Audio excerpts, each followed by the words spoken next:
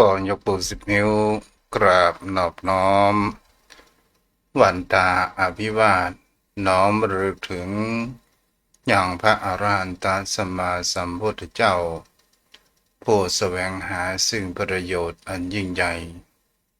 ขอนอบน้อมอย่างพระธรรมคำสอนในศาสนานี้ที่องค์สมเด็จพระสัมมาสัมพุทธเจ้าได้ตรัสแสดงไว้ดีแล้วขอนอบน้อมระลึกถึงอย่างพระสงฆ์สาวกผู้ใหญ่ผู้มีทิฏฐิอันหมดจดระงดงามโดยเสียงแก้วของข้าพเจ้าและขอถวายความเคารพนอบน้อมเวสามายังครูบาอาจารย์พระเถรานุเถระพระภิกษุสงฆ์สามเณรพระสังฆาธิการทรงสมณศักดิ์บัณฑิตนักปราชญ์ท่านผู้มีความรู้ทุกรูปทุกตนทุกองค์มาด้วยความเคารพและขอเจริญสุขเจริญธรรมมายังปอออกไม่ออกศรัทธาโยมพ่อโยมแม่พ่อหมอนแม่หมอนพ่ออุ้ยแม่อุ้ยพี่ป่านะอาท่านผู้ฟังผู้มีบุญทุกท่านที่ติดตามรับฟังธรรมะยามบ่ายทางสถานีวิทยุพระพุทธศาสนาและจริยธรรมจังหวัดเชียงใหม่96 เมกะเฮิรตซ์โดยการส่งสัญญาณไปณอาคารสุเทพสุพรมครุปชาข้างหอพญาเมืองไรใจกลางเมืองเชียงใหม่ต่างเจ้าหน้าที่ส่งขึ้นยังสถานีหลักก็คือวัดพระธาตุดอยสุเทพราชวรวิหารโดยความเอื้อเฟื้อของรัตนอุบาสกผู้อำนวยการใจดีพ่อครูวรรณรบนามวงศ์พรหมและขอบคุณในความเมตตาธรรมของท่านอาจารย์พระมหาประสิทธิ์ประสาธิโกผู้คอยเกาะลิงก์และส่งสัญญาณไปถึงยังโยมพ่อโยมแม่ผู้มีหัวใจเป็นขึ้นธรรมะในวันนี้เดี๋ยวรอกำเนิดเนาะไปเนี่ยเดี๋ยวหนึ่งจะโทรกลับเนาะพายหาอ๋ออ่าแม่จันโสหลังการแม่สาว อ๋อเจ้าอนุโมทนาเด้อเจ้าเป็นยังเจ้าเจ้าแม่จันสมเอาพบฝังเอาละโยมพ่อโยมแม่ผู้มีขึ้นหัวใจเป็นธรรมะอันเป็น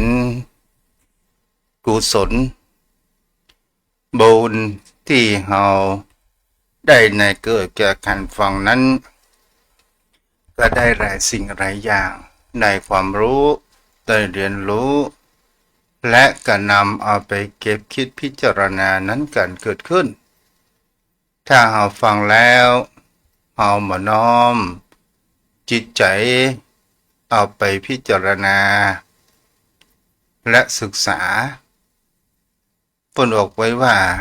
อย่างกับมีแห่งเขาว่ายึดมากทุกมากยึดน้อยทุกน้อยไม่ยึดเสือเลยทุกก็ไม่มีอันนี้กับโยมพ่อโยมแม่ถ้าใครเขาว่ายึดมากทุกมาก ยึดน้อยทุกน้อยไม่ยึดเสียเลยทุกก็ไม่มีหมายถึงสิ่งที่เราจะเห็นได้ว่าชีวิตของคนเรานั้นแต่ละวันมันก็มีสิ่งหลากหลายเรื่องราวที่ผ่านเข้ามาในชีวิตของคนเรามันมาผ่านทางไหนพ้องมาผ่านทางตาหูจมูกลิ้นกายใจของเรานี่แหละบางสิ่งที่มันเข้ามากระทบแล้วเราว่าอารมณ์เมื่อมีอารมณ์ก็คือการปรุงแต่งถ้าเราจับใจสบายใจก็ถือว่าอารมณ์ดีถ้าเราไปจับใจแล้วก่อให้เกิดแห่งความโกรธก่อให้เกิดแห่งความโลภและก่อให้เกิดแห่งความหลงอันนี้ก็จะทำให้อารมณ์ของเรานั้นบดีเกิดขึ้นในภายหลังฉะนั้นก็ให้เรามันลดละกิเลสเหล่านี้ลงได้ถ้าเราผ่านแล้วว่าโลกใบนี้กิเลสตัณหาอุปทานต่างๆมันเป็นของธรรมชาติแต่มันเป็นสิ่งที่เจือปนไปด้วยแห่งความทุกข์ในแห่งธรรมชาติเหล่านี้แต่ถ้าว่าคนเรานั้นอยากจะให้มีอายุยืนยาวอยากจะให้มีจิตใจสบายก็หมายถึงเขาว่าเราก็จะต้องจะมีความยึดจะไปยึดมันมากถ้าเราปฏิบัติธรรมเราไปยึดเสียเลยมันก็จะมีความสุขเกิดขึ้นอันนี้ก็เป็นสิ่งที่เรานั้นสามารถที่ทำได้วันนี้โยมพ่อโยมแม่ก็จะมาเกี่ยวหลักธรรมในพระไตรปิฎกที่องค์สมเด็จพระสัมมาสัมพุทธเจ้าได้ตัดไว้เกี่ยวกับในเรื่องแห่งคำว่าโสรสปัญหาโสรสแปลว่า16สาธายญาติโยมทั้งหลายปัญหา16ในเรื่องนี้เราจะมาในเรื่องแห่งคำว่าเรื่องต้นเหตุของมันก่อนซึ่งสมัยครั้งพระพุทธกาลนั้นโยมพ่อโยมแม่มันก็มีหลายลัทธิด้วยกันเพราะว่าดาบทในที่นี้ก็คือบ้านเฮาฮ้องว่าฤาษีมันมีพราหมณ์อยู่คนหนึ่งชื่อว่าพราหมณ์บาลีผู้ถึงฝั่งแห่งเขาว่ามนตราปรารถนาเป็นผู้ที่ประพฤติปฏิบัติก็คือมันมีความกังวลแล้วก็มีสิ่งที่จะเห็นได้ว่าพราหมณ์ผู้นี้เนี่ยเป็นบุคคลที่ว่ามีการประพฤติปฏิบัติและทำให้จิตใจนั้นสงบเกิดขึ้นและมีความรื่นรมในแห่งเขาว่าแฟนกุศลในกุศลของชาวกุศลและก็สู่ทักกินา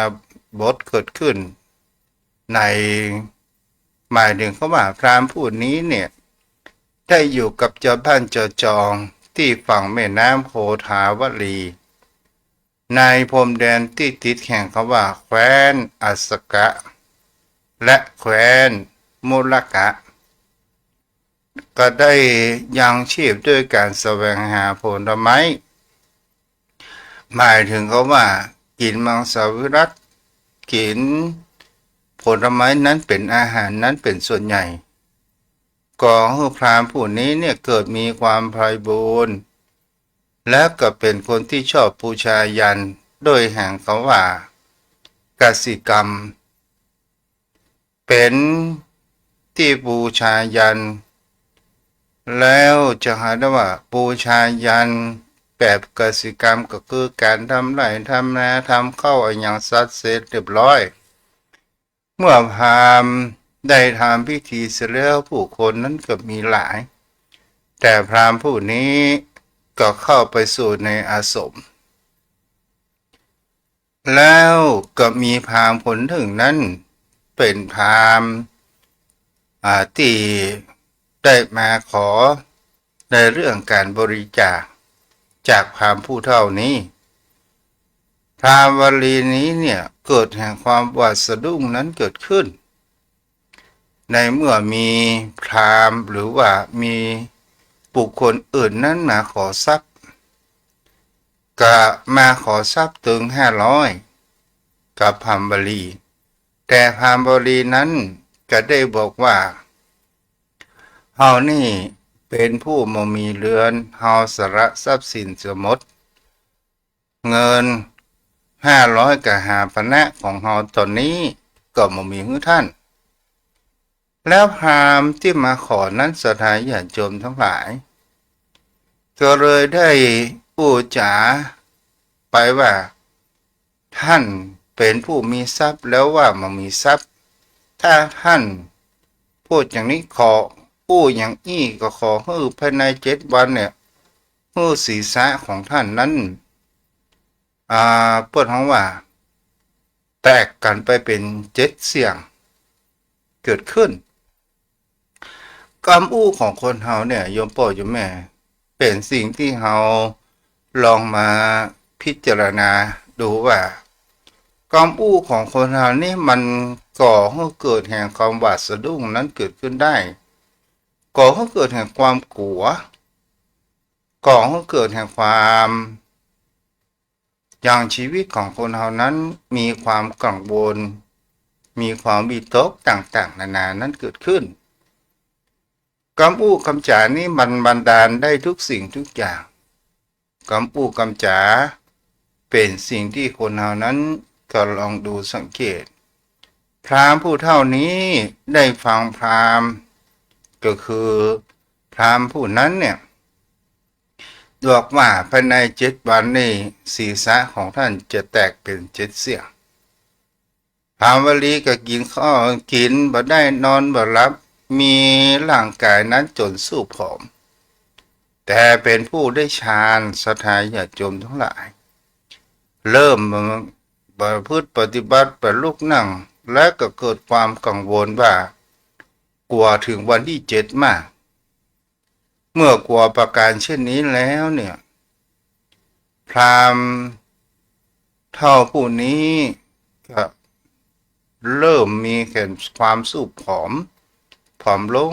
ลงจนบ่มีเรี่ยวบ่มีแรงบังเอิญเทวดาที่หันเหตุการณ์ประการเช่นนั้นเขาว่าเราต้องไปช่วย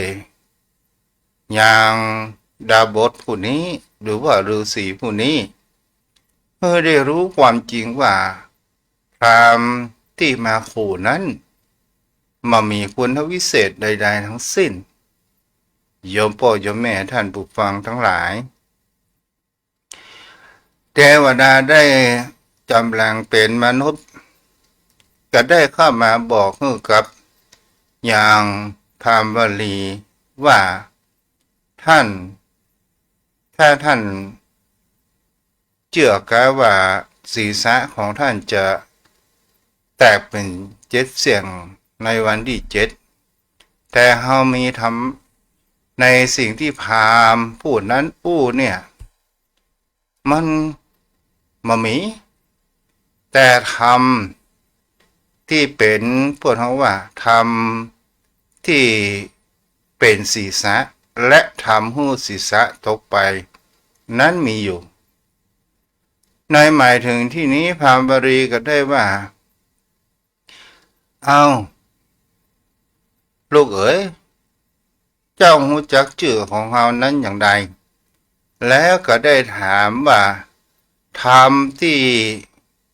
เป็นทางคำว่าศีรษะและทำเหตุให้ศีรษะนั้นตกไปขอท่านนั้นจงบอกว่าใครเป็นผู้รู้ในที่นี้เทวดานั้นก็ได้บอกว่าธรรม2 ประการนี้เนี่ยเป็นสิ่งที่จะหันได้ว่าในปฐพีหรือว่าปฐพีมณฑลบ้านเฮาของเขาว่าในแผ่นดินนี้มีบุคคลนั้นผู้เดียว ที่รู้แห่งธรรมเป็นศีรษะและทำเหตุให้ศีรษะตกนี้ไปได้แล้วพราหมณ์ก็บอกว่าท่านผู้ใดล่ะเทวดาก็บอกว่าก็มีพระผู้มีพระภาคเจ้าสกยบุตรลำดับพระวงศ์ของพระเจ้าโอกคราชมีรัศมีรุ่งเรืองเป็นนายกของพูดของว่าเป็นนายกของโลกเสด็จออกผนวดจากกรุงกบิลพัสวันนี้ท่านเป็นผู้ตรัสรู้เป็นพระสัมมาสัมพุทธเจ้าเป็นพระองค์เป็นพระโดยพระองค์เองแล้วทำท่านสามารถหมายถึงเขาว่ารู้ธรรมทั้งปวงรู้เรื่องอภิญญาพุทธทัสสะพรญาณตลอดจนถึงจักษุในแห่งเขาว่าสัพพธรรมรู้ธรรมทั้งปวงเมื่อมันอู้ง่ายขึ้นไปหน่อยจนเป็นธรรมที่สิ้นอุปธิแห่งความก็คือความยึดมั่นอย่างเนี้ยมีจักษุและแสดงธรรมและพราหมณ์ก็บอกว่าแล้วท่านเป็นผู้ใดเทวดาก็บอกว่าสัมพุทโธเมื่อพราหมณ์ผู้นี้ได้ยินฟังแห่งเขาว่าสัมพุทโธนี้เนี่ยศรัทธาญาติโยมทั้งหลายก่อให้เกิดจิตใจเบิกบานและมีความโสมนัสยิ่งนักอยากจะคบอยากจะไปนมัสการอยากจะไปกราบอย่างพระสัมมาสัมพุทธเจ้าแต่บังเอิญร่างกายสังขารของท่านนั้นเฒ่าแก่ชราและก็อยู่ห่างไกลแต่พราหมณ์ผู้นี้เนี่ยยังมีลูกศิษย์ผู้อันเป็นมนุษย์อยู่16 คนนั้นประกอบไปด้วยอาสิตมนุษย์ติสะเมตยะมนุษย์บุญกะมนุษย์เมตตาตะกูมนุษย์โทตกะมนุษย์อุปชีวะมนุษย์นันทมนุษย์เมกะมนุษย์โตไทยะมนุษย์กัปปะมนุษย์ชตุกันีผู้เป็นบัณฑิตพัทราวุธะมนุษย์อุทัยยะโส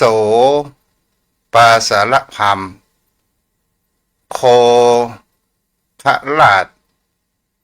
ผู้มีเมธาหมายถึงเขาว่าเป็นผู้มีปัญญาปิงคิยะตลอดจนถึงมนุษย์ที่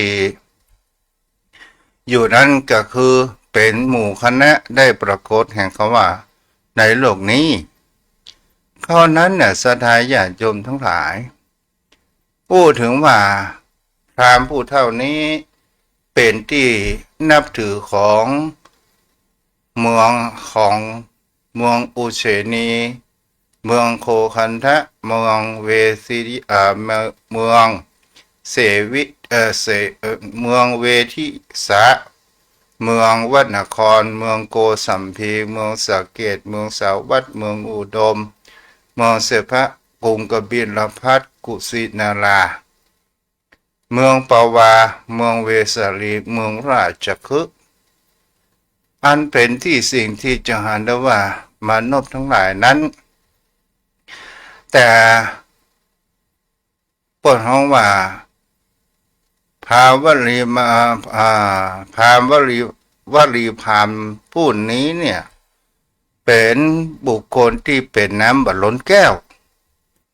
ยังเป็นสิ่งที่แสวงหาแห่งความรู้นั้นเกิดขึ้นก็ได้ส่งมนุษย์นั้นไปถามอย่างหลักธรรมของพระพุทธองค์เรื่องธรรมแห่งคำว่าธรรมคือศีรษะและธรรมสาเหตุทำให้ศีรษะตกไปศรัทธาญาติโยมทั้งหลายตอนนั้นเนี่ยองค์สมเด็จพระสัมมาสัมพุทธเจ้ากับประทับอยู่ยังพระเชตวันในเมืองสาวัตถีแคว้นโกศลศรัทธาญาติโยมทั้งหลาย ในเรื่องนี้เป็นสิ่งที่จะเห็นได้ว่าอาชิตมานพนั้นพร้อมด้วยมานพผู้อันเป็นลูกศิษย์ของพราหมณ์ผู้นี้จะได้เข้าไปกราบยังพระผู้มีพระภาคเจ้าแล้วก็ได้พูดจาว่าท่านผู้เนรทุกข์หรือพระชินเจ้าศรัทธาญาติโยมทั้งหลายอาชิตมานพก็ได้ทูลถามด้วยใจต่อไปว่าข้าแต่พระผู้มีพระภาคท่านพราหมณ์บาลีถามถึงธรรมที่เป็นศีรษะและธรรมเป็นเหตุให้ศีรษะตกไปขอพระพุทธองค์นั้นได้ตรัสพยากรณ์ในข้อนั้นเพื่อหายความสงสัยแก่ข้าพระองค์ผู้เป็นฤาษีเถิดพระผู้มีพระภาคเจ้าก็ได้ตรัสพยากรณ์ว่าท่านจงรู้เถิดว่าอวิชชาชื่อว่าธรรมเป็นศีรษะวิชาประกอบไปด้วยศรัทธาสติสมาธิฉันทะและวิริยะคือเป็นธรรมเครื่องให้ศีรษะตกไปในที่นี้คำว่าศีรษะธรรมเป็นศีรษะก็หมายถึงคำว่ากิเลสตัณหาต่างๆนานาที่เป็นอวิชชาความมืดบอดมาปิดบังตาสิ่งที่เป็นศรัทธาสติสมาธิฉันทะวิริยะนี้เป็นธรรมที่กระจัดไปเสียซึ่งความบรรลุและความมืดบอดจนผู้ประพฤติปฏิบัติไปนั้นสามารถที่จะกำจัดกิเลสนั้นได้อาสิตมานพก็ได้เกิดแห่งความสมนัตเป็นอันมากเบิกบานใจกระทำเสื้อแห่งฤาษีหรือว่าหนังเสือเหลืองอันที่แสวงบาข้างหนึ่งก็คือหมายถึงเขาว่าโดยทำกิริยาอ่อนน้อมและหมอบลงแทบพระบาทพระยุคลบาทด้วยเสียงเก้าแล้วก็กราบทูลว่าข้าแต่พระองค์ผู้เนรทุกข์ผู้มีจักษุพราหมณ์บาลีผู้เจริญเมื่อได้ฟังในเรื่องนี้คงจะมีจิตเบิกบานดีใจพร้อมด้วยศิษย์ทั้งหลายขอถวายพระบาทยุคนศรัทธาญาติโยมทั้งหลายพระองค์นั้นก็ได้ตัดไปว่าดูก่อนมนุษย์พราหมณ์บาลีเนี่ยเป็นผู้ถึงพร้อมด้วยศิษย์ทั้งหลายจงเป็นผู้ถึงความสุขเถิดแม้ถึงท่าน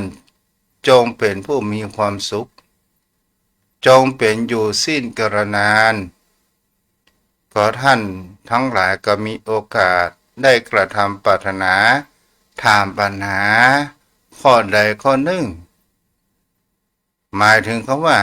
ถ้าอู้ตามภาษาบ้านเฮาก็คือตอนนี้เฮาเปิดโอกาสให้ท่านได้ถามปัญหาที่ยังมีความเคลือบแคลงและมีความสงสัยอยู่ในแห่งคำว่าเรื่องชีวิตเรื่องกิเลสตัณหาต่างๆนานาพระพุทธองค์นี้เปิดกว้างศรัทธาญาติโยมทั้งหลายและก็เป็นสิ่งที่เราจะเห็นได้ว่าอาชิตามานพนั้นก็ได้ถวายกราบพระบาทขององค์สมเด็จพระสัมมาสัมพุทธเจ้า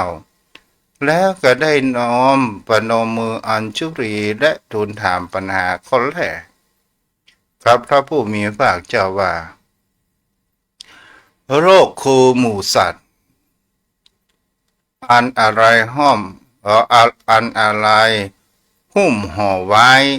โลกย่อมไม่แจ่มแจ้งเพราะอะไรพระองค์ได้ตรัสว่าเป็นเครื่องฉาบทาโลกไว้อะไรเป็นภัยของโลกนั้น ศรัทธาญาติโยมทั้งหลาย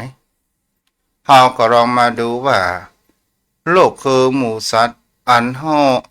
อันพูดถึงว่าหุ้มห่อไปด้วยอะไรอย่างหมายเหมือนกับว่าโลกนี้อย่างกับหน้าฝนเนี่ยมันแบบแจ้งมันแบบเป่งมันเป็นเพราะอะไรอย่างถ้าเฮาอู้ตามธรรมชาติมันก็เพราะว่ามันเป็นฤดูฝนเหตุฤดูฝนก็เพราะว่ามันมีเมฆมากมีพายุเข้ามาอยู่ตลอดเวลาหน้าฝนตากผ้ากันนั้นแห้งแฮมปอถ้าผ้าไปได้ซักก็เหม็นตังนี่ก็เป็นเพราะเหตุอะไรอย่างล่ะเฮาก็ลองเฮาก็แม่พอว่าชีวิตของคนเฮานี้ก็คือโลกใบหนึ่งโลกใบหนึ่งเป็นสิ่งที่เฮาจะหาได้ว่ามันมีน้ำดินลมมีดินน้ำลมไฟเหมือนกันเรียกว่าเป็นโลกใบหนึ่งในวิถีชีวิตของคนเฮาพระพุทธองค์นั้นก็ได้ตรัสพยากรณ์ให้อาชิตามนุษย์ว่าโลกอันวิชาที่มันที่มันหุ้มห่อไปด้วยอวิชชา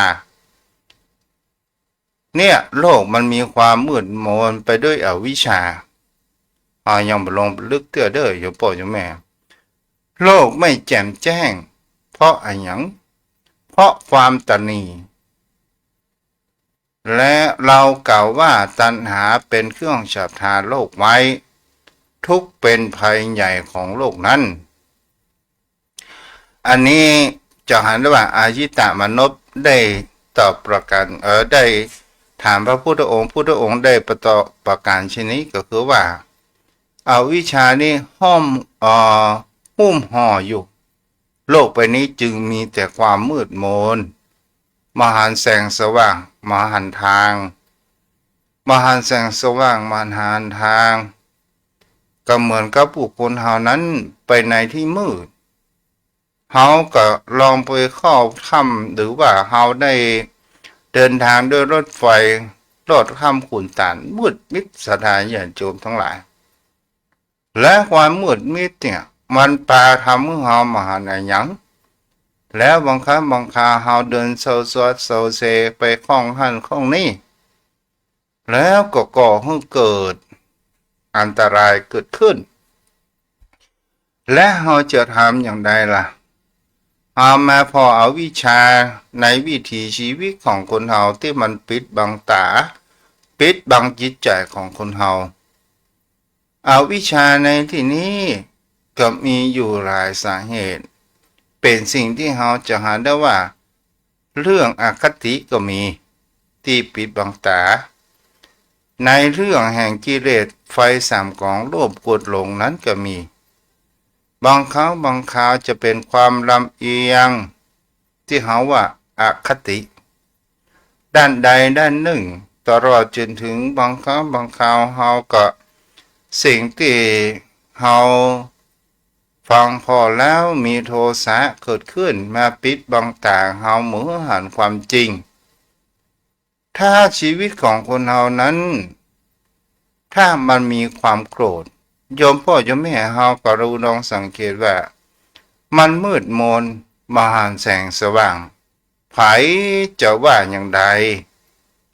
มันก็มามีสติฟื้นขึ้นมามันจะเอาแห่งเขาว่าพละกำลังเพื่อจะตัดสินปัญหาต่างๆนานาเพราะว่ามันเป็นธรรมชาติของสัตว์โลกใบนี้แม้กระทั่งสัตว์เดรัจฉานก็ตามมันก็ยังห่วงที่อยู่ของมันก็ใช้พละกำลังเวลามันโกรธมันต่อสู้กันมนุษย์ของคนเราก็ตามสถานญาติโยมทั้งหลายถ้าหาบ่ฝึกสติดีๆมันก็ก่อให้เกิดแห่งคำว่าความมืดมนความมืดมนมันมหันหน้าพี่หน้าน้องมหันผู้รักผู้ใหญ่มหันภัยเป็นภัยอย่างสักคนมันจะมีสติมาแห่งคำหนึ่ง ต่อเมื่อมันกระทำแล้วฝ่ายนั้นจิตใจของคนเรานั้นมันวอดลงแล้วอันนี้ก็เป็นสิ่งที่มันห่อหุ้มบ่ฮื้อห่อหั่นแห่งความจริงเกิดขึ้นต่อมาโยมพ่อโยมแม่ในสิ่งที่ทำให้โลกนี้เนี่ยมันบ่แจ่มแจ้งนั่นก็คือความตนีความตนีหรือว่าที่เราจะเรียกว่าความตนีในที่นี้ก็หมายถึงว่าบอกกินปัจจัยปัจจัยอย่างสักอย่างกินของเปิ้นไว้ของตัวแล้วเวลาสิ่งที่ตัวมีแล้วบอกเคยยื่นแบ่งปันนั้นให้อย่างสักอย่างเขาก็ยกตัวอย่างได้ถ้าโยมพ่อโยมแม่ขับรถอยู่สายซุปเปอร์ไฮเวย์ก็ตามถ้ามีรถพยาบาลติดตามหลังวันนั้นโยมพ่อโยมแม่เป็นคนให้ความเห็นแก่ตัวเป็นคนที่มีความบ่เอื้อเฟื้อเผื่อแผ่ไผแล้วก็ทำให้รถพยาบาลนั้นบ่สามารถหรือว่ารถกู้ภัยนั้นวิ่งไปได้อันนี้เราก็จะเห็นได้ว่ามันก็อยู่ในตระกูลของความตนีแม้ตลอดจนถึงเขาว่ามีคนมาขอเข้ากินว่าเตียวมาไก่ตอนนี้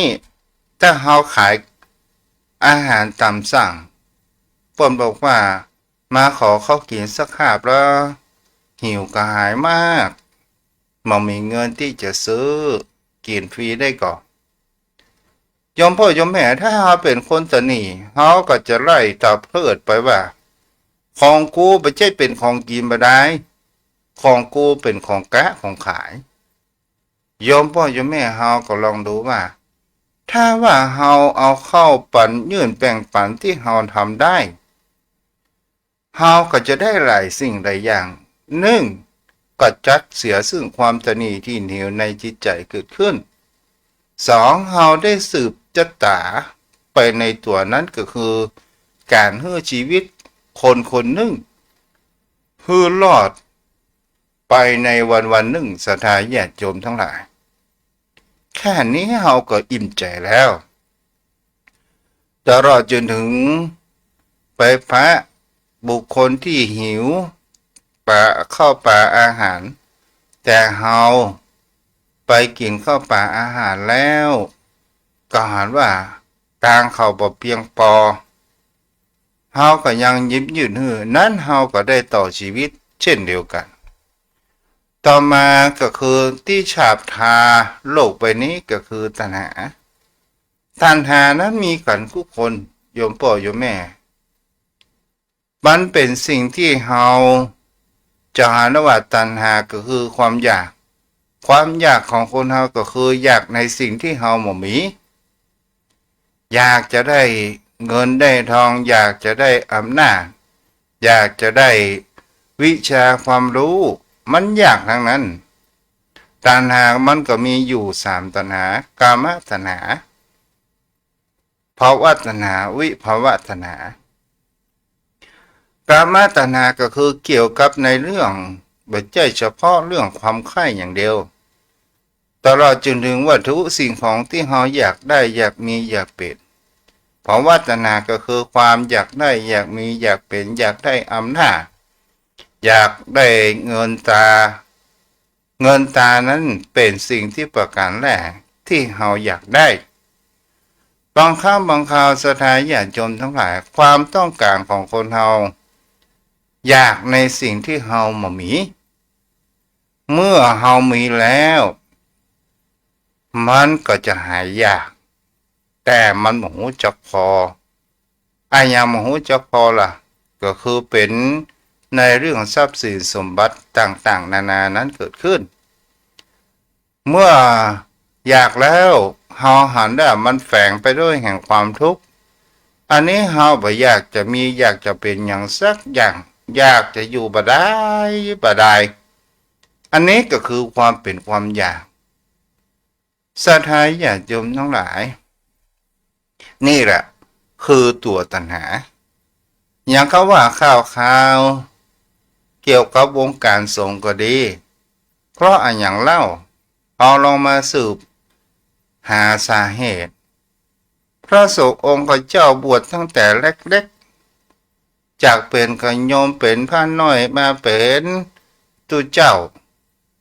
ประสบการณ์ทางด้านเล่ห์เหลี่ยมปัญญาต่างๆนานามันบัตันเปิ้นเพราะว่าอะไรอย่างล่ะเพราะว่ามันห่อหุ้มไปด้วยแห่งเขาว่าในสิ่งที่ในการเรียนรู้ที่มันมีวิชาที่จงหูตันแล้วถามว่าพระสงฆ์องค์ข้าเจ้าเป็นผู้บรรลุหรือไม่ก็ไม่ได้เป็นผู้บรรลุก็ยังมีกิเลสตัณหาอยู่แต่มันมีมามากแต่ถ้าว่ามันโดนยั่วยุเมื่อใดในสิ่งที่มันผมมีมันก็อยากจะมีเงินแล้วมีอำนาจมีอำนาจแล้วอยากจะมีอย่างอื่นนี่แหละโยมพ่อโยมแม่เราจะเห็นได้ว่าสิ่งที่มันทำให้เราออกลู่นอกลู่นอกทางได้ก็คือจิตใจของคนเราเนี่ยมันยังเจือปนไปด้วยแห่งเอาว่าพวกเขาว่าอาสวะกิเลสที่มันนอนเนื่องอยู่อันนี้ก็คือเป็นตัวปัญหาข้อแรกแล้ววันพรุ่งนี้ก็จะมาอู้ต่อให้กับโยมพ่อโยมแม่ได้รับฟังกันวันนี้ใช้เวลามาพอสมควร วันนี้ผู้กดรัวๆแม่จุนศรีภาชาเนาะที่รับฟังอยู่แม่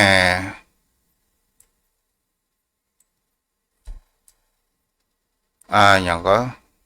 ยมศักดิ์เนี่ยรับฟังอยู่เพชรดำเนินเตชะรับฟังอยู่แม่จันเปงแม่ครูรัญญากศนแม่สมศรีน้อยปัญญาแม่จุนศรีภาชาวันนี้ก็ขออนุโมทนาบุญกับโยมแม่วลีเกษมพันธ์ที่ได้มาทำบุญถวายพระตาหารจังหันเจ้าและทำบุญถวายปัจจัยกาบำรุงโทรศัพท์เนาะ200ปุญญาบารมีและแม่ติมอุโมงค์ที่ได้ให้หอมติดตู้เจ้าจะติดไฟตีแน่พระเจ้าเด้อมันรู้สึกว่ามันแบบเป่งโยมพ่อโยมแม่ท่านใดมีความเจตนาจะจำนงก็สามารถที่จะโทรติดต่อได้แม่ติมอุโมงค์ได้ให้หอมอยู่500ปุญญาบารมีอาจารย์ธเนศแก้วกำเนิด300ปุญญาบารมีและแม่ที่โทรมาทำบุญ200ปุญญาบารมีลืมชื่อแล้วแม่เลยสู่แม่เตอะลูกลืมเนาะใครโทรมาก่อนเปิดให้ฮัลโหลจ้าแม่เจ้าใจนิพพานเนาะเจ้าบุญรักษาเจ้าเจ้าแล้วก็พูดที่ตามตังมือถือมีแม่น้อยในเมืองแม่หอมป่าซางเนาะเดี๋ยวกันเด้อวันนี้ยังไม่ได้อู้กับพ่อหนันอู้พ่อหนันสักเล็กสักน้อยเนาะเมื่อมันหายงอม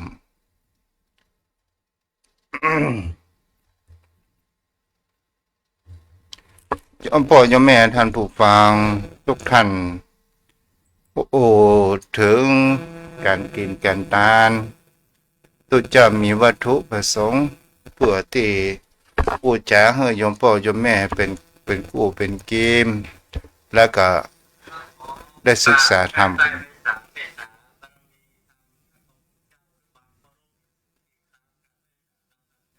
เจ้าเจริญพรเด้อพ่อนาน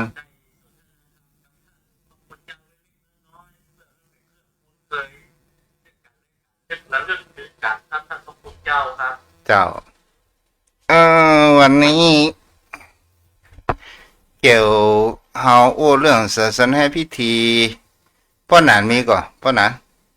ไหว้สาครับท่านพระพุทธเจ้าท่านพระพุทธเจ้าตั้งข้อเรื่องว่าท่านพระพุทธเจ้าในเรื่องเจ้ากับผมได้ผู้เรื่องหัวข้ออันใดครับไหว้สาครับ อืมหัวข้อศาสนาพิธีอ่าเอาตอนเวลาที่เปิ้นตั้งศพไหว้สาอย่างไว้อย่างบ้านเนี่ยเปิ้นเอาไว้ตังใดโต๊ะหมู่ ต้มนี่จะต้องวางมือของพระสงฆ์เป็นหลักครับบัดเดียวเปิ้นบัดนิยมไว้บนบ้านครับเจ้าเปิ้นไว้ลูกแบ่งพลัง แปลงประลามอ่ะเฮาเอาพระเจ้าเป็นหลักมันก่อนป้อหนาน ครับไหว้สาครับเพราะที่โต๊ะกับยุติ่งที่ข้างนอกก็มีเอาไว้ข้างนอกพลังเพื่อคนได้เข้าจุดมันเอาสะดวกเปิดแล้วก็พลังที่ เฮาอู้ตามกฎเกณฑ์เนี่ยเฮาบ่ต้องอู้ไปตัวตั้งนอกเด้อ เอาโต๊ะหมู่ตั้งโต๊ะหมู่นี่ด้วยความสะดวกของพื้นที่ที่น่าจะทางใต้ก็ได้ทางเหนือก็ได้ทางตะวันออกก็ได้แต่ที่ตะวันตกที่เปิดมานิยมก็ได้ครับถามครูบาอาจารย์ก็ว่ามันตอบว่าเป็นว่าคือปัญญาอย่างนั้นเปิดมานิยมที่ตะวันตกนิยมที่ตะวันออกที่เหนือที่ใต้เราไว้ขวามือของพระสงฆ์ครับท่านเจ้าครับการนิมนต์พระจะนิมนต์ บัดใจเอาหน้าเฮาบ่ได้หลามไปนั้นแล้วเปิ้นเอาหีบศพตั้งใดอีบ่ได้ อ๋อเอาหีบศพตั้งแล้วก็พระพุทธแล้วก็โต๊ะโมแล้วก็พระสงฆ์เนี่ยครับ แล้วพระสงฆ์แล้วก็ศพเนาะ ครับ ศพอยู่ทางซ้ายมือของตัวเจ้าเนาะ ครับ อืม มันจะตั้งกับมาตั้งสูงเกินพระสงฆ์ จ้ะ คือตั้งสูงกว่าพระสงฆ์แต่ถ้าไว้วัดก็จะมีที่เปิดตั้งมีสำหรับพระสัจจะหรือว่าแท่นสำหรับวางทรงก็ถึงแบ่งไว้ครับท่านเจ้า วันนั้นมีโยมแม่ถามว่าบ้านศพสมัยแตะก่อนเปิ้นบ่เลี้ยงขนมเส้นบัดเดี๋ยวนี้ออกเลี้ยงขนมเส้นกันคนเฒ่าคนแก่บอกว่าตอนเดียวมันจะตายเป็นเส้นเป็นสายเพราะนั้นมีความคิดเห็นอย่างไร ท่านเจ้าถ้าความเชื่อที่ผมบอกว่าก้าวล่วงเปิ้ลนะถ้าเป็นความเชื่อของเปิ้ลมันจะไปว่าจะใดดีคะเพราะอาจจะเป็นความเชื่อเดิมของเปิ้ลเนาะผมบอกว่าก้าวโลกตอนนับถือเนี่ยในความเชื่อของเปิ้ลแต่ถ้าอู้ถึงเหตุถึงผลแล้ว มันก็คนละอย่างไปนะคนละเรื่องกันไปเลยหน้ามือหลังมือไปเลย สมัยแตะก่อนมันหาขนมเส้นยากเนาะ มันคงเป็นเช่นนั้นนะท่านพระพุทธเจ้า แต่ว่าที่เปิ้ลบัเลี้ยงในงานศพแต่ก่อนมันจะมีแก่งกับฟักโมนในอย่างเอ้ยเปิ้ลจะมาเลี้ยง โอเคหมดนี่กู้งานดู นักงานศพบ่มีครับท่านเจ้า จากงานศพบ่มีนะเพิ่นบ่แกงเพิ่นว่ามันดูดแก่นฮะ ใช่มันดูดกินแต่ก่อนนี่มันเป็นเช่นนั้นท่านพระพุทธเจ้าเพราะว่าน้ำแข็งมันบ่มีแล้วก็อย่างพอมันเรียนบ่มีเสื้อมันไปหามาทีหลังนี่ศพนี่เปิ้ลก็จะเอาน้ำเพิ่งเป็นหลักผมยังจำได้ไปรออยู่นะผมเป็นเน้นใหญ่ผมมาไปรอน้ำเพิ่งทุกคนตายโอ้ท่านเจ้า2 ขวดนี่ลบแล้วอะไม่ต้องคนนี่นะ อืม เขาลองเป็นลมขวด อันแปลว่าน้ำเพิ่งนี่มันรักษากินเนาะ ใช่ครับน้ำเพิ่งมันรักษากินนะผมถึงว่าทำไมครูบาเจ้าถึงวิจัยเพิ่นบอกเวลาเขาสิ้นลมแล้วขอน้ำเพิ่งใส่ปากเขาตำเพราะเขาจะเก็บไว้มือเนี่ยด้วยเหตุนี้เองว่าอันเปิดปิดนิยมน้ำเพิ่ง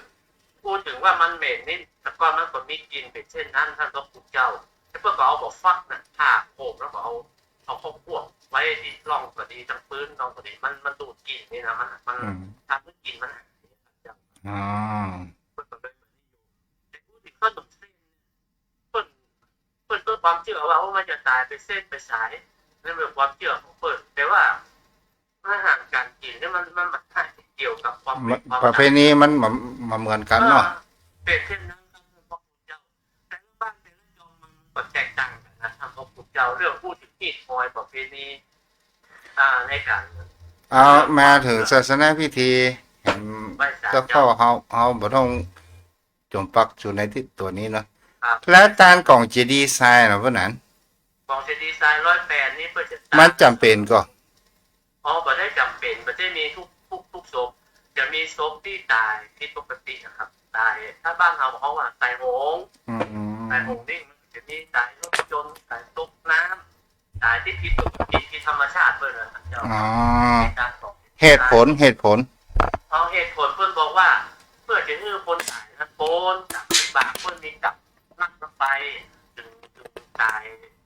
ผิดปกติของเพื่อนผมก็เพื่อนเสี่ยงกลับไปเลยไม่หินไม่ทรายมันมีการนั่งกับ อืม มาได้ก่อนคืออันนี้ส่งการตกเป็นดีไซน์เป็นโปนจากเป็นกับวิบากนั้นครับคุณเจ้า แล้วต่อมาเวลาคนตายคือต้องอาบน้ำก่อน อาบน้ำอุ่นน้ำมันมีเหตุการณ์ประการเช่นไรจ๊ะ อ๋อคืออาบน้ำนี่มีฮะแต่ว่าพูดถึงถ้าโรงยานี่เปิดชำระความสะอาดทุกโรงพยาบาลมาแล้วบามาอาบแล้วชำระสมัยไปเดียวแต่แต่ก่อนนี่สายบ้านเพื่อจะน้ำซุปปล่อย ใช้ซุปปล่อยนะครับแล้วก็ต้มน้ำมันเดือดแล้วก็เอาไปน้ำเย็นแล้วซุปปล่อยมาใส่เพิ่มมือจีเพราะว่าน้ำร้อนแล้วก็เอาน้ำเย็นเข้าโผล่แล้วก็ซุปปล่อยมาใส่อาบน้ำเพื่อเอาสละสลงส่วนมากจะเป็นลูกๆหลานๆพี่ๆน้องๆในเครือญาติจะทำครับส่วนมากเขาเราว่าเปิดเนี่ยครับเจ้า อ๋อ น้ำแต่งเนื้อแต่งตัวเพื่อเปิดดีๆงามๆแล้วก็นิมนต์นิมนต์เจ้าเปิดมาเข้าอีกบางทีก็เข้าประชุมบางทีก็นิมนต์พระเจ้ามาสวดเข้าอีกครับ แล้วต่อมาพวกนั้น ไปสาขา แต่ก่อนนี่เปิ้นมือเหรออ่อนไปบะเหี่ยวมันก็ อ๋อครับมันคือไปครับ เพราะว่ามันใช่ว่ากลัวปีกลัวสัตว์นะมันเปรี้ยวมันป่าเป็ดซับไปยากเพราะว่ามันไปเหี่ยวตะก่อนนะครับ อืม มันเป็นป่าเป็นพงมันอย่างก็เอาซบมาอย่างก็ขวางนั่นเลยครับเจ้าก็ผมเลยอ่อนไปครับ เหมือนในอ่าคำพูดการที่ว่าประชาผีดิบนะครับ คงจะเป็นประเภทนั้นแต่ก่อนมันก็เป็นยาอั้นนะครับพวกมันต้องไปเที่ยวไปฟักไปแปลงแล้วก็เวลาซบไปเผามันของมันเป็นของเสียของบูดของเน่าบางทีเป็นเครื่องเป็นยางอย่างก็ของเหมือนกันครับเจ้าแล้วก็เอาโป๊ะกล่องเอาน้ำเอาที่เป็นเอาหองนะครับเป็นขาเป็น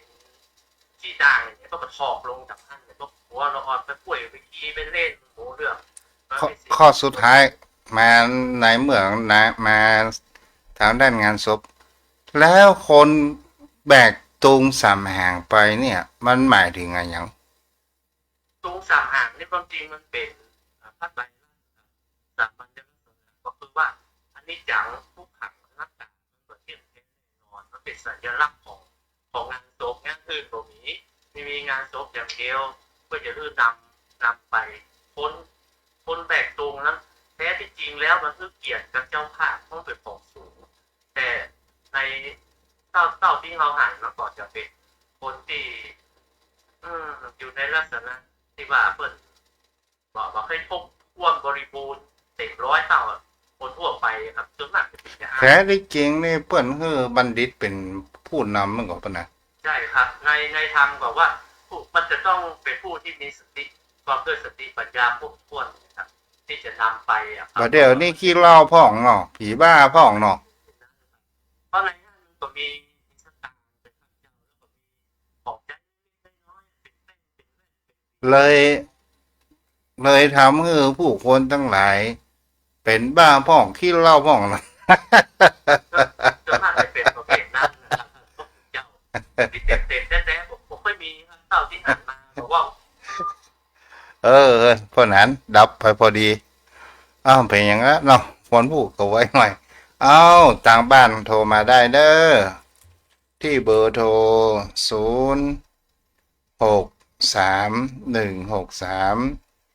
0631639950แม่วลีเกิดสิมพันธ์ยมพ่อยมแม่ท่านใดที่ต้องการช่วยรูปตุ๊กก็สามารถทำบุญ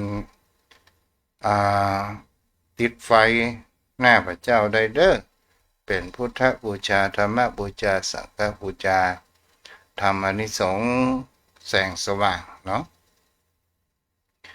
063163950 นะน้องคนเดิมแม่งเหรอตะกี้ไปได้อ่านชื่อเปิ่นโอ้เป็นอ่านเพชรเนาะ0631639950เจริญพรแม่วะเลยจ้าจ้าจ้าจ้าจ้าจ้าโอ้นะน้องคนเดิมเนาะเป็นผู้แรกที่รับฟังอยู่0631639950โยมแม่จันเปงผู้อ่าแข็งแรงยังทำมาค้าขายลอตเตอรี่เนาะ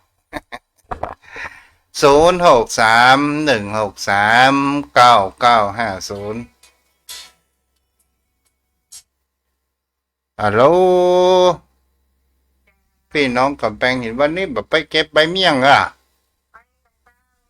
อ๋ออืมเดี๋ยวว่ามาเมื่อยว่าไข้เจ็บเมื่อยไข้เหมือนกันกะ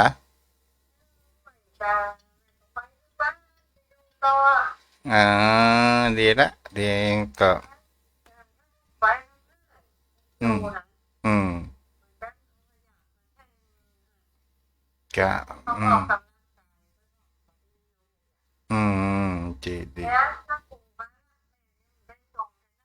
เจ้าเป็นหยังแม่ส่งหน่อต้มโป่งมันก็ตัวเด้อ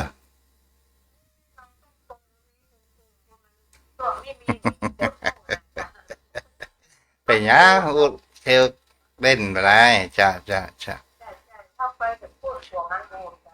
รักษาสุขภาพตัวได้แม่เด้อมันร้อนหนาวเนาะจ้าจ้าจ้าบุญรักษาแม่เป็นกำลังใจเด้อจ้า06316399500631639950ตังสะปุงน้อยเปิ้นว่ารูปหล่อแต่เฮานี่รูปบ่หล่อแต่พอบักก้ายนะมันต้องมีอย่างว่างามแล้วโยมพ่อโยมแม่ชีวิตร่างกายของคนเฮาผ่านไปแต่ละวันความเนื้อหนังมังสาของเฮามันก็เสื่อมไปลงทุกทีสิ่งที่คนเฮาควรจะรักษาก็คือจิตใจและควรเปลี่ยนแปลงไปในทางที่ดีเนาะโยมพ่อโยมแม่ท่านผู้ฟัง0631639950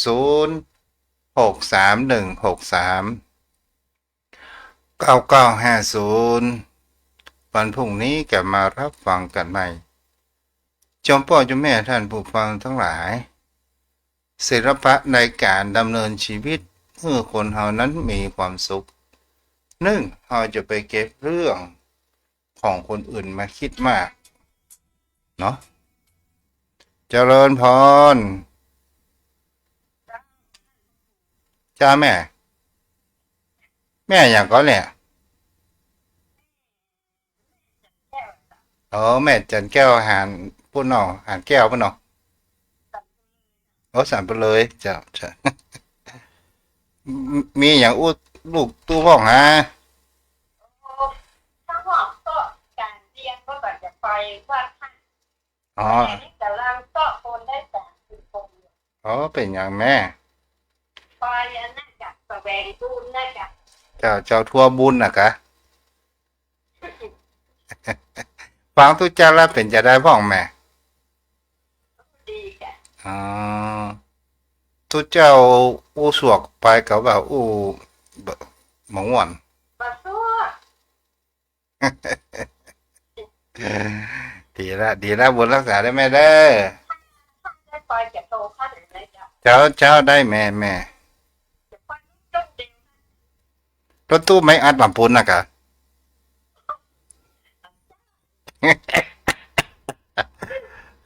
อ่ะ ไปรถตู้จ้ะ โอ้จะแม่มีสายอื่นมาเด้อแม่เด้อจะขอโทษไม่แม่เดือนแก้วเนาะอ้าวแม่เดือนแก้วโทรเข้ามา063163โอ้แม่เดือนแก้วอ้าแม่เดือนแก้วนี่โทรประจำเด้อ0631639950ยมปีนาชากาแฟรับฟังเหมือนเก่าเหมือนเดิมที่ประเทศโทรมาก็มีมากมายหลายกับอนุโมทนาบุญตัวเด้อที่รับฟังกันโอ้แม่เดือนแก้วจะโทรมาก็ตันอยู่ด้วยแม่เลยหรือว่าคนอื่นเอาลูกกันเถอะเนาะ0631639950เชื่อพ่อจะแม่ท่านผู้ฟังสิ่งที่คนเฮา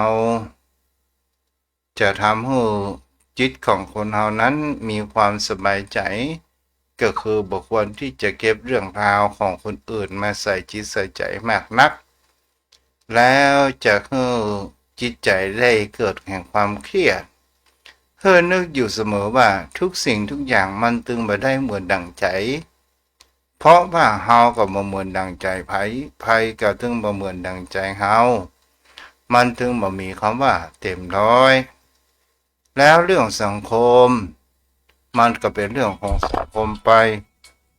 เจริญพรแม่เรือนแก้ว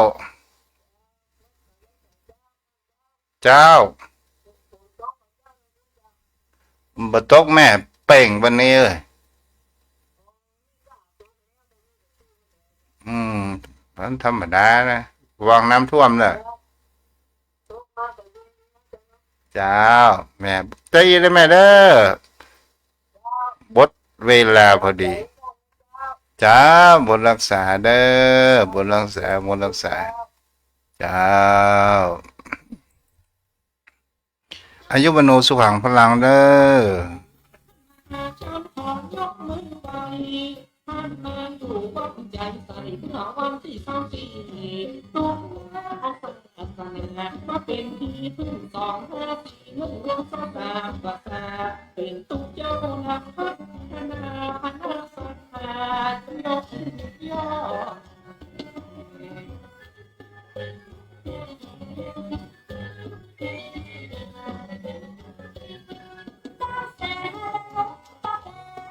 มนต์แม่ชื่อเสียงทุกคำคำยึดรักตามความถูกต้องพี่น้องเลื่อมใสสา